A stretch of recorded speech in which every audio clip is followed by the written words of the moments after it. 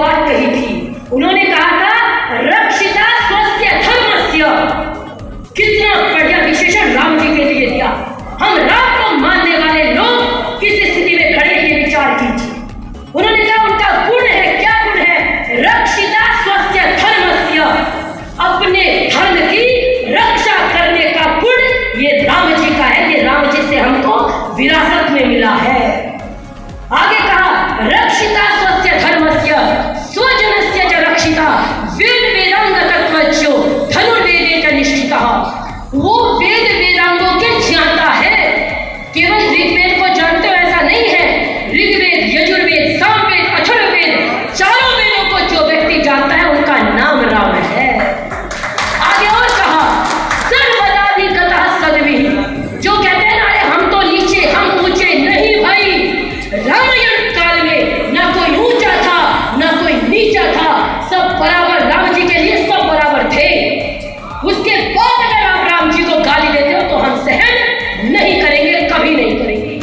जैसे सारे समुद्र, सारी नदियां समुद्र में मिल जाती हैं, वैसे सारे व्यक्ति राम जी में समाहित हैं।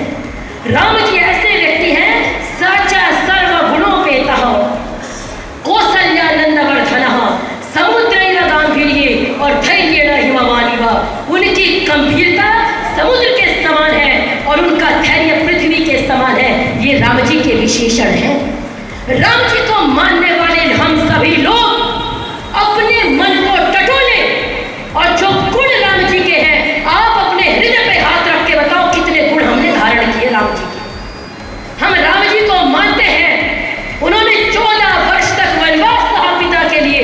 हमने कितने पिता की आज्ञा का पालन किया अपने पिता की, वो विचार करो। राम जी ने अपने भाई के लिए इतने बड़े राज्य को ठोकर मार दी। हम मेल इधर से उधर हो जाए तो भाई की गर्दन काट देते हैं। हम कहे कि राम भक्त। राम बनने के लिए तपस्या चाहिए। त्याग दी सब कामना निष्काम बनने के लिए। त्याग दी सब कामना निष्काम बनने के लिए और 3 पहर तक तपा दी शाम बनने के लिए। घर नगर परिवार ममता, घर नगर परिवार ममता, प्यार अपनापन दुलार, राम ने खोया बहुत श्री राम बनने के लिए। राम ने खोया बहुत श्री राम बनने के लिए। आज हम वो थे कि राम जी के नाम पे हम सभी को राम जी के चरित्र को बताया करते थे।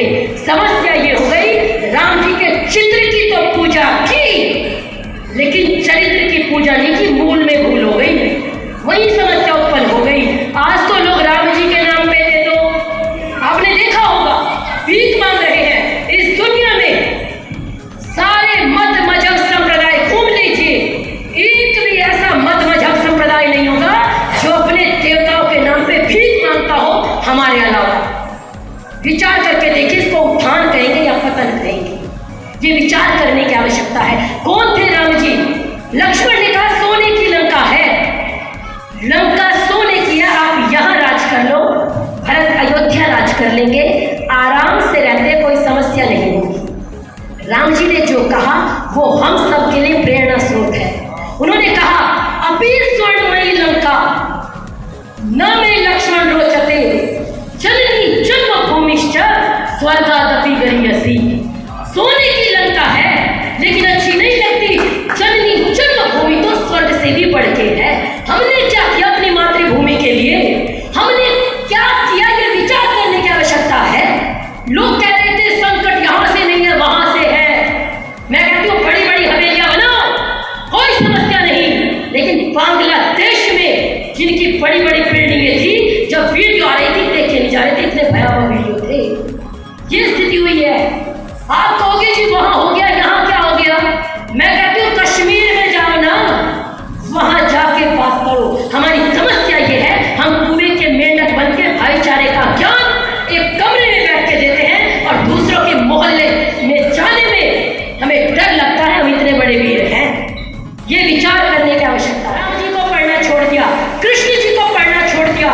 वो व्यक्ति थे कृष्ण जी, वो व्यक्ति हैं कृष्ण जी जो जरासंध जैसे दुष्ट राक्षस का वध बिना ज्यादा खून बहाए करवा दिया। केवल जरासंध मारा था, इतने नीतिवान योद्धा थे। हमने क्या बना दिया कृष्ण जी को? एक छलैया बना दिया। हमने भगवत गीता को नहीं पढ़ा। अभी कुछ लोगों ने कहा युद्ध लड़ेंगे तो धर्म साइड में रख दो। नहीं भाई, अगर धर्म साइड में रख दिया तो युद्ध नहीं लड़ पाओगे, धर्म को साथ लेके लड़ेंगे। धर्म एव हतो हन्ति धर्मो रक्षति रक्षितः। जो धर्म की रक्षा करता है, धर्म उसकी रक्षा करता है, और मारा हुआ धर्म हमारा भी विनाश कर देता है। हमने राम जी को पढ़ा, आपने कभी देखा होगा राम जी ने इतना बड़ा राज्य छोड़ दिया। राम जी ने राजसी वस्त्र छोड़ दिए, वल्कल वस्त्र धारण कर लिए, लेकिन अपने जीवन में अगर कुछ नहीं छोड़ा वो थे उनके शस्त्र, उनके धनुष बाण। हमने वही प्रेरणा नहीं ली। शस्त्र पूजन कीजिए, लेकिन इनका उपयोग करना भी हमको आना चाहिए। हम उस परंपरा के लोग थे। रानी पद्मिनी की कहानी हम सब ने सुनी होगी। अपनी बेटियों को बताना भूल गए, अपनी बेटियों को सुनाना भूल गए, इसलिए आपकी बेटियों के टुकड़े कोई आपका 35 टुकड़े करके फ्रिज में पैक कर देता है, क्योंकि पद्मिनी की कहानी नहीं सुनाई अपनी बेटियों को। सुनाई तो होती। कौन थी रानी पद्मिनी? खिलजी ने कहा शीशे में देखना चाहता हूँ। यही कहा था ना। इतनी स्वाभिमानी कौम थे, इतने स्वाभिमानी लोग थे कि शीशे में दिखाने को भी अपनी बेटी को तैयार नहीं हुए। हम उस परंपरा के लोग थे। हमने कहा नहीं देख सकते। 1 नहीं, 2 नहीं, 4 नहीं, 10 नहीं, 16,000 रानियों ने जौहर किया। लोग कहते हैं तलवार लेके निकल पड़ती। मैं कहती हूँ इजराइल के दृश्य देखो, जब इजराइल की महिलाओं के साथ उन्होंने क्या किया, बांग्लादेश की महिलाओं के साथ क्या किया।